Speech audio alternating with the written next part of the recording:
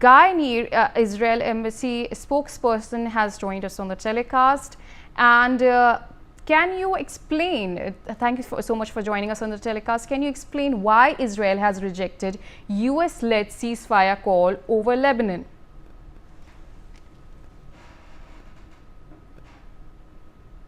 All these requests for a ceasefire with Lebanon, they're really not in contact with reality. What is a ceasefire? Right now, we have been at war for almost a year with Gaza, and during this time, Lebanon started, Hezbollah started firing at us for no reason on October 8th. So for the last 11 months, we have been under constant threat, missiles firing at Israel every day.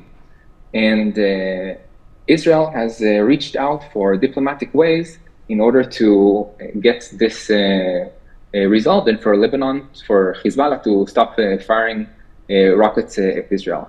A request for a ceasefire should have been 11 months ago. Where was the world for the last 11 and a half months?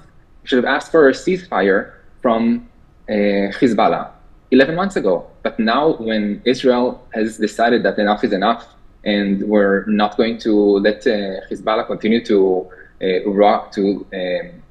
cast missiles at Israel, now you're asking for a ceasefire? This is a bit too late. You needed to ask for a ceasefire from Hezbollah 11 months ago. And now, when Israel decides to protect itself and has the attention span to fight back Hezbollah and prevent Hezbollah from continuing to throw rockets at Israel and putting our civilians in danger, now when we're fighting back, now they're asking for a ceasefire. I think that people who are asking for a ceasefire don't understand exactly what is happening in the north. For the last 11 months, our people living in the north are not at home. They're wandering around in Israel, not having a place to live, and they have to get back home. And Hezbollah, who has been firing rockets at our citizens for over 11 months now, needs to stop, needs to retract and go back to the US resolution from 2006, 1701, and go up north of the Litani River and stop firing rockets at Israel. And then we can discuss ceasefire. All right. Where does Israel intend to take this war? What are the final goals, and what will it take for ceasefire?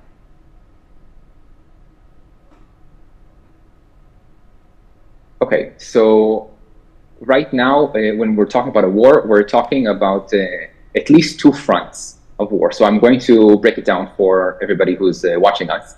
We have the front with Hamas that started on 7th of October when Hamas came into Israel, murdered over 1,000 civilians, and took hostage over 250 others, and held them in captivity in horrendous ways. And throughout the entire time, also launched missiles at Israel. That war was started single-handedly by Hamas. Israel was at peace, celebrating a holiday with no aggravation from our side. Hamas started this war single-handedly. And when you start the war, you can't just ask for a ceasefire. Hamas started the war, and now we have over 100 civilians in Gaza, hostages who we want to bring back home.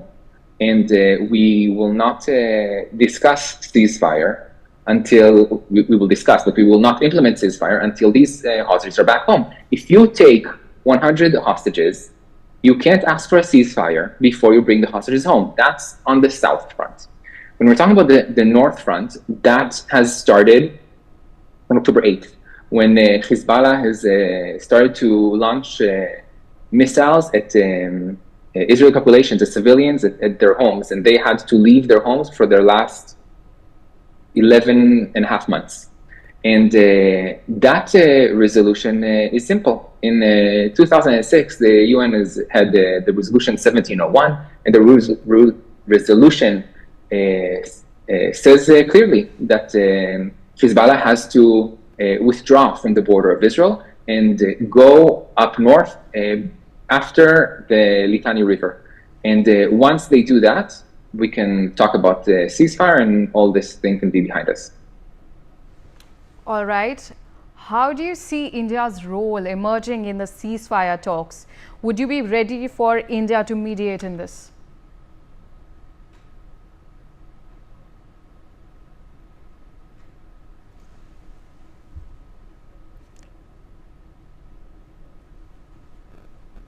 India is a close friend of Israel for decades now, and our people have a strong connection and bond for thousands of years. I think India is one of the most, if not the most peaceful country that I have traveled to. People here are amazing, and they really want peace every day in every scenario.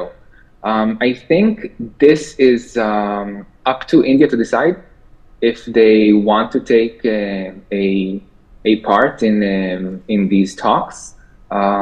But we will be happy to any friend, any ally of Israel to help with anything possible to help us bring our people back home as soon as possible.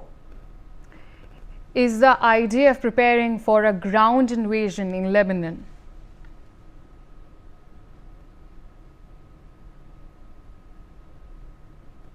Okay, so the IDF is ready for whatever we will need it to do. So, is the IDF ready? Yes. Do we want this to happen? No. We don't want to have a ground invasion in Lebanon, like we didn't want this war to begin with. We only entered this war because we were forced to, because we had missiles thrown at us from Hezbollah. We do not anticipate going inside, but if needed to, we are prepared to do so. Thank you so much for joining us on the telecast and giving us your time. And this is the latest that was coming in amid the ongoing Israel-Hezbollah conflict. That's a wrap for the bulletin, and we'll slip into a short break.